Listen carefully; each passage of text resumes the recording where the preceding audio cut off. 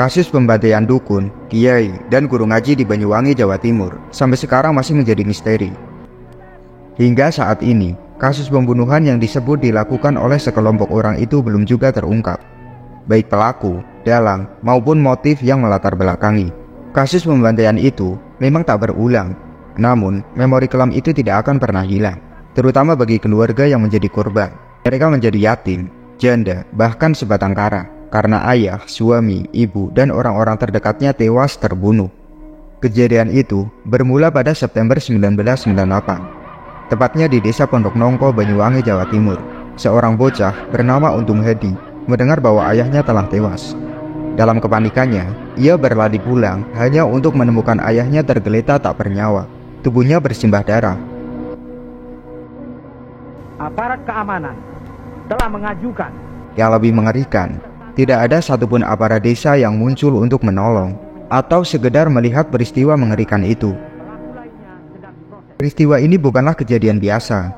Ini adalah salah satu dari banyak kasus pembantaian terhadap mereka yang dituduh sebagai dukun santet di Banyuwangi. Pembunuhan pertama terjadi pada Februari 1998 dan memuncak hingga Agustus dan September 1998. Pada kejadian pertama di bulan Februari tersebut, banyak yang menganggapnya sebagai sesuatu yang biasa.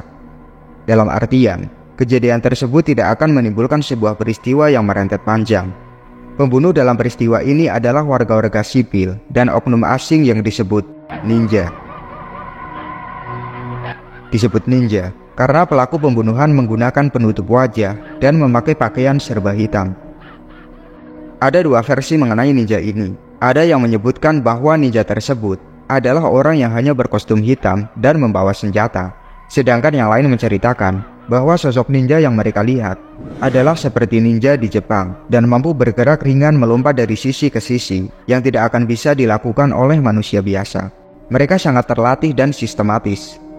Saat itu, yang terjadi adalah listrik tiba-tiba mati dan sesaat kemudian terdapat seseorang yang sudah meninggal karena dibunuh. Keadaan mayat pada saat itu ada yang sudah terpotong-potong, patah tulang, ataupun kepala yang pecah. Setelah dilakukan pendataan korban, ternyata banyak di antara para korban bukan merupakan dukun santet. Di antara para korban terdapat guru mengaji, dukun suwuk atau penyembuh, dan tokoh-tokoh masyarakat seperti ketua RT atau RW. Perintah pendataan. Pada 6 Februari 1998, sebuah keputusan kontroversial menggemparkan Banyuwangi. Bupati saat itu, Kolonel Polisi Purnawirawan Purnomo Sidik, mengeluarkan radiogram yang memerintahkan seluruh jajaran pemerintah, dari camat hingga kepala desa, untuk mendata orang-orang yang diduga memiliki ilmu supranatural. Radiogram itu menginstruksikan agar mereka dilindungi dan diamankan. Namun, yang terjadi justru sebaliknya. Ironisnya, setelah pendataan dilakukan, gelombang pembantaian malah semakin meluas. Masyarakat mulai berasumsi bahwa radiogram tersebut adalah penyulut tragedi ini.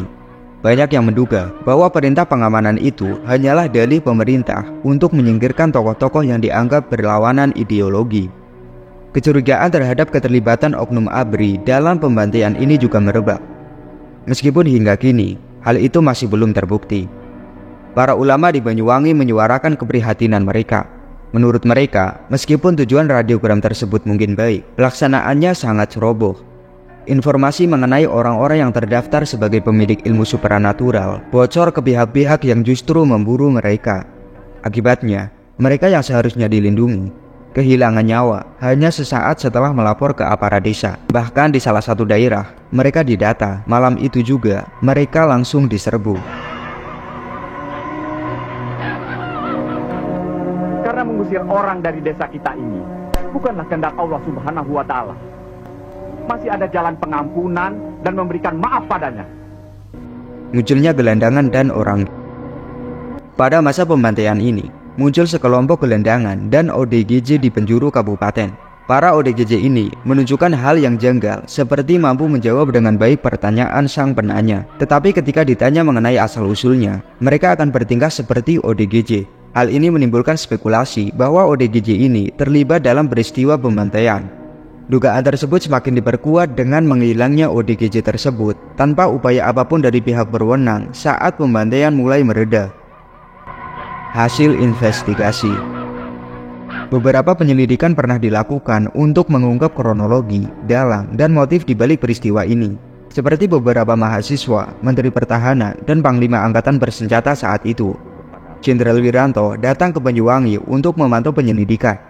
Komisi Nasional Hak Asasi Manusia atau Komnas HAM waktu itu juga telah membentuk tim untuk menyelidiki dan telah mengumumkan pernyataan bahwa terdapat indikasi pelanggaran HAM berat pada kasus ini. Terkesan provokasi.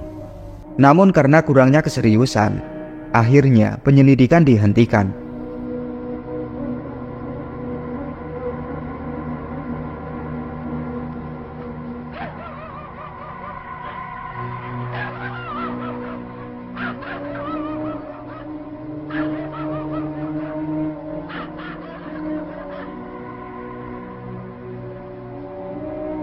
Sebenarnya, dalam kasus ini telah ditangkap puluhan orang dan ditetapkan sebagai tersangka dan menerima sanksi kurungan dengan kurun waktu yang bervariasi.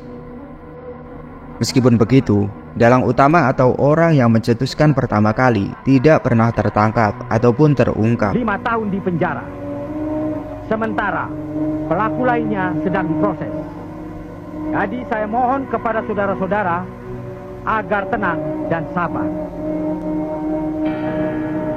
Sekali lagi saya mohon kepada saudara-saudara, berpikirlah secara arif, karena tidak ada satu pelaku pun yang kebal dengan hukum.